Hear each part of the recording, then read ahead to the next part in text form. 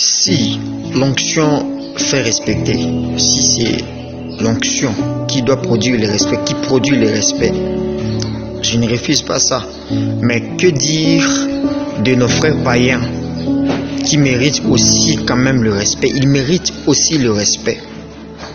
Si c'est l'argent qui est l'élément de base pour qu'on puisse respecter une personne, respecter la dignité d'une personne, respecter une personne comme étant vraiment une personne, l'accorder du respect, alors que dire de nos frères, nos sœurs dans la famille? Que dire de nos oncles et la plupart de nos familles, la plupart des personnes qui sont aussi pauvres? Pour dire que les pauvres, on ne peut pas le respecter. Ceux qui n'ont pas d'argent, on ne peut pas le respecter. Autrement dit, le païen, eux qui ne connaissent pas Dieu, on ne peut pas les respecter parce qu'ils ne sont pas enfants de Dieu, ils n'ont pas d'onction. On ne peut pas les respecter. Où est partie l'éducation de base? Où est partie la bonne moralité, le bon sens? L'église, on ne peut pas conditionner le respect par l'argent. L'église, on ne peut pas conditionner le respect par l'onction, par la prophétie. Non, on ne peut pas faire ça. Dieu est riche, Dieu a tout. Le ciel et la terre lui appartiennent, l'or et l'argent lui appartiennent, toutes les matières premières, tout, la terre lui appartient. Jusqu'à aujourd'hui, la plus grande richesse, c'est la terre. Mais la terre appartient à Dieu. Mais ce Dieu-là est humble et simple. Il s'est présenté à nous, il est venu comme un homme. Il n'est pas venu comme un Richard, comme un milliardaire sur la terre. Il est venu simplement comme un simple homme. Il s'habillait simplement comme tout le monde. Il vivait comme tout le monde simplement.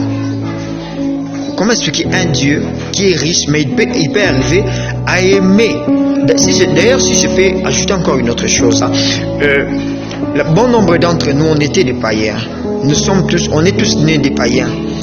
Et on a eu à rencontrer Jésus pendant un moment de notre vie. Et nous sommes ce que nous sommes. Alors, si il faudrait respecter une personne à cause de l'onction, cela veut dire que Dieu devait nous respecter parce qu'on a l'onction. Non, au départ on n'a rien, c'est Dieu qui nous donne tout.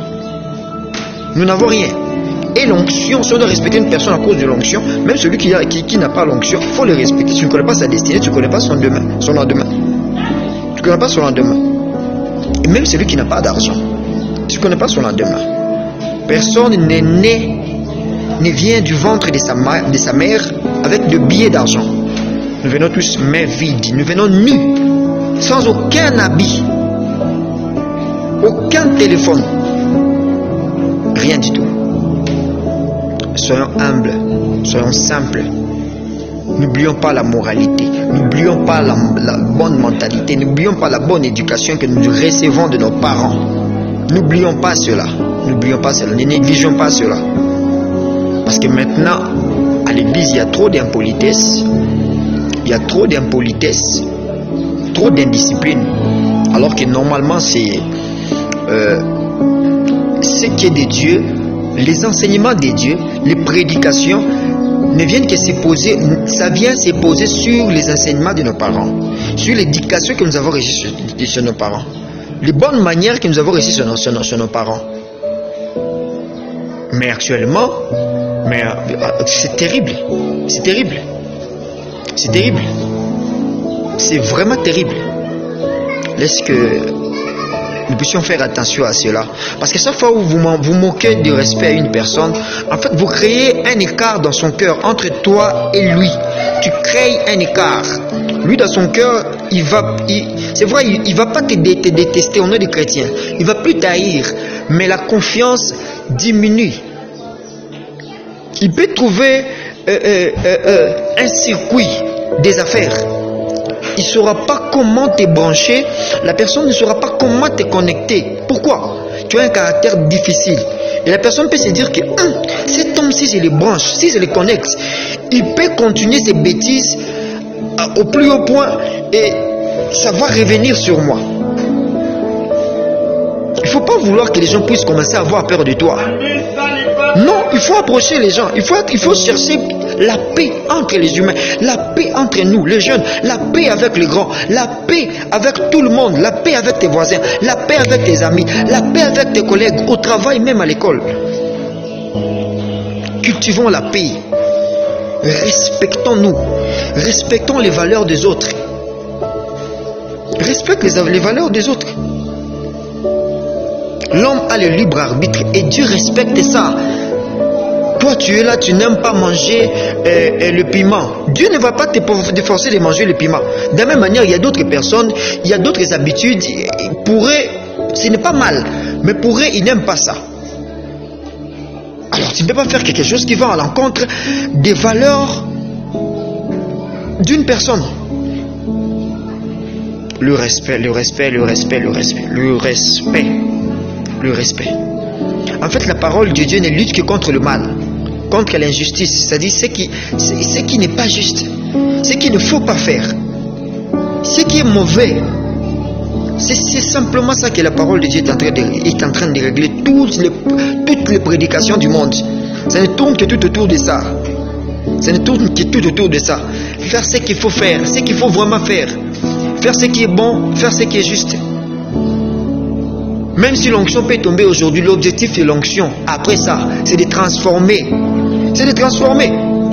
Pour faire ce qu'il faut, ce qui est bon, ce qu'il convient réellement de faire. Même l'onction de finance, c'est pour te donner la sagesse, une certaine intelligence que tu vas appliquer dans le domaine de finance, que tu vas appliquer dans le commerce, pour faire ce qu'il faut, ce qu'il convient vraiment faire, pour multiplier l'argent. Oui. Lorsque quelqu'un tombe, lorsque l'onction tombe sur une personne et la personne tombe par terre, cette gloire lui fait tomber.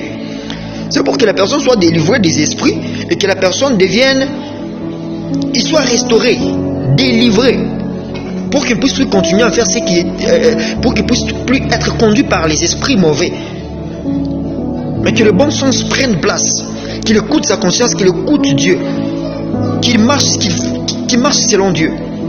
La parole de Dieu, c'est une parole de justice. La grâce est la juste pour sauver.